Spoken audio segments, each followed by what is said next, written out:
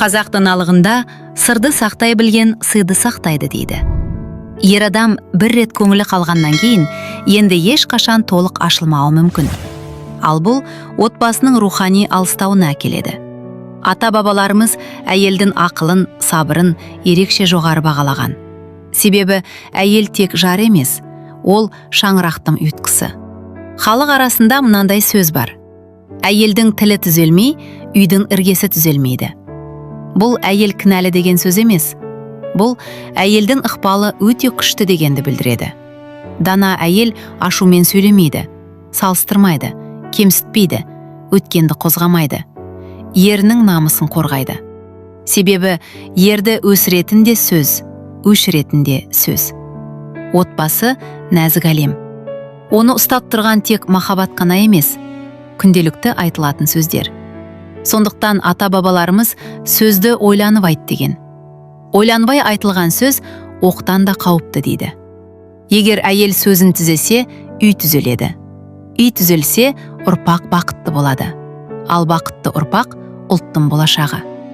Қазақтың көне көз қариялары отбасының беріктігін тек махаббатпен емес, сөз мәдениетімен, сабырмен, сыйластықпен байланыстырған.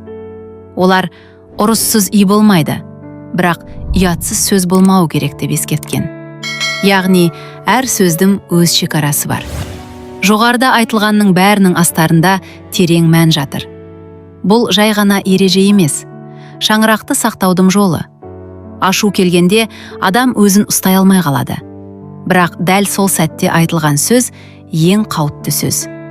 Ашу дұшпан, ақыл бос дейді. Сондықтан ата-әжелеріміз ашулансаң үндеме, сабырға келмей сөз бастама деп үйреткен. Себебі ашумен айтылған балағат, кемсіту, қарғыс сөздер жүрекке мәңгілік жара қалдыруы мүмкін. Ер адам кешірген күннің өзінде ол сөз оның ішінде қалып қояды. Кейде ердің қадірін сыртқа шығарып жамандайтын жағдайлар болады. Кейбір әйелдер ренжігенде күйеуін құрбыларына, туыстарына, тіпті бөтен адамдарға жамандайды. Бірақ қазақ мұны өте ауыр қылық санаған. Еріңді сыртқа жамандасаң, өзіңді жамандағаның деген сөз бар. Отбасының сыры сыртқа шықпауы керек. Себебі сырттағы адам ешқашан толық түсінбейді. Ақылды әйел мәселені сыртқа шығармай, үйдің ішінде шешеді. Кейде адам бардың қадірін жоғалтқанда ғана түсінеді.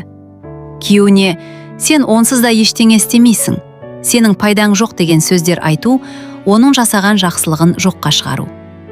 Барда бағаламаған жоқта зар болады дейді. Ер адам тырысып жүргенін, еңбегі еленбегенін сезсе, оның ынтасы да азаяды. Ал бір ауыз «рахмет, жақсы істедің» деген сөз оны қанаттандырады. Кейде ердің абыройын көптің алдында түсіретін жағдайлар болады. Бұл ең үлкен қателіктердің бірі. Көптің көзінше ұрысу, кемсіту ер адамның абыройына қатты соққы береді. Ата-бабаларымыз ерді көптің алдында жерге қаратпа деп қатаң ескерткен. Ер адам үшін абырой бәрінен жоғары. Оны жұрт алдында түсіру жүрегін жаралау.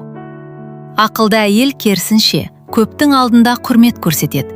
Ал реніш болса, оны омаша айтады. Ер адам кейде әлсірейді, кейде жолы болмайды. Сол сәтте әйелінің сөзі оның тірегі. Егер сол кезде «сенен ештеңе болмайды» деп айтылса, бұл оның үмітін өшіреді. Ал қазақ даналығы үміт адамның тірегі дейді. Жығылғанды жұдырықтама деген сөз бар. Яғни әлсіз кезде демеу болу әйелдің даналығы.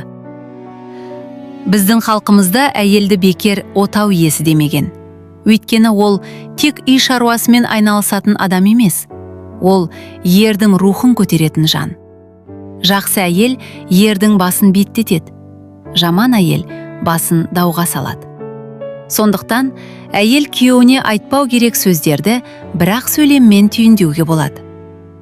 Ердің намысына тиетін, жүрегін ауыртатын, қадірін түсіретін сөздерден сақ болу керек. Дана әйел ашуын жеңеді, сөзін өлшейді, ерін құрметтейді. Қиын сәтте тірек болады. Себебі сабыр түбі сары алтын. Ата-бабаларымыздан қалған маңызды сөздің бірі: ойнап сөйлесен де ойлап сөйле. Себебі айтылған сөз қайтпайды. Тиген жара жазылса да ізі қалады. Сондықтан әйелдің даналығы үндемеу керек жерде үндемеу, сөйлеу керек жерде жүрекке жылы тиетін сөз табу. Еріне әрдайым жылы сөз айт. Жылы сөз жанға қуат. Ашумен сөйлеме. Ашу келгенде үнсіздік құтқарады. Көптің алдында күйеуіңді құрметте, абыройын көтер.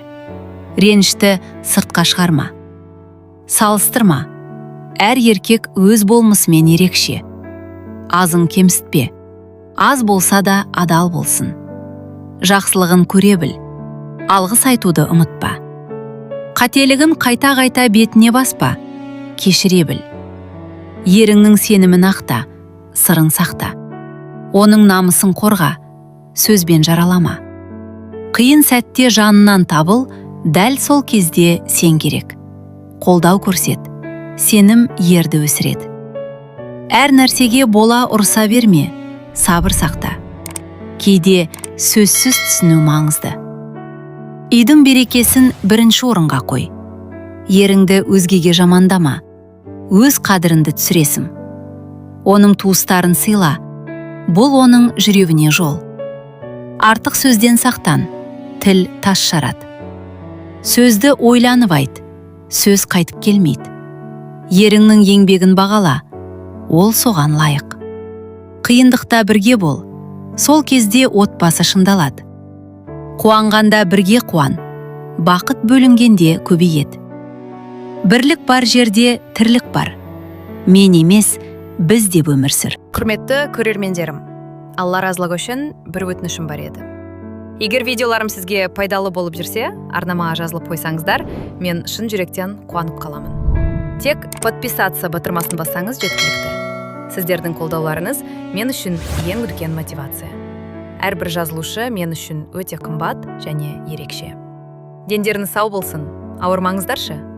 Үйлеріңіз берекеге, жүректеріңіз тыныштыққа толы болсын. Құрметті менің ең жақын көрермендерім.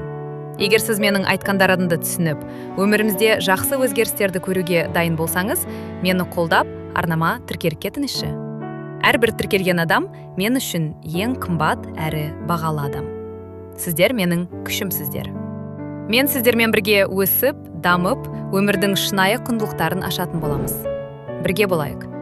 Тек құрметті адам болу емес, өзімізді сыйлайтын күшті адам болайық. Сіздерге ең жақсы тілектер мен қуат. Мен сіздер үшін әрқашан пайдалы боламын.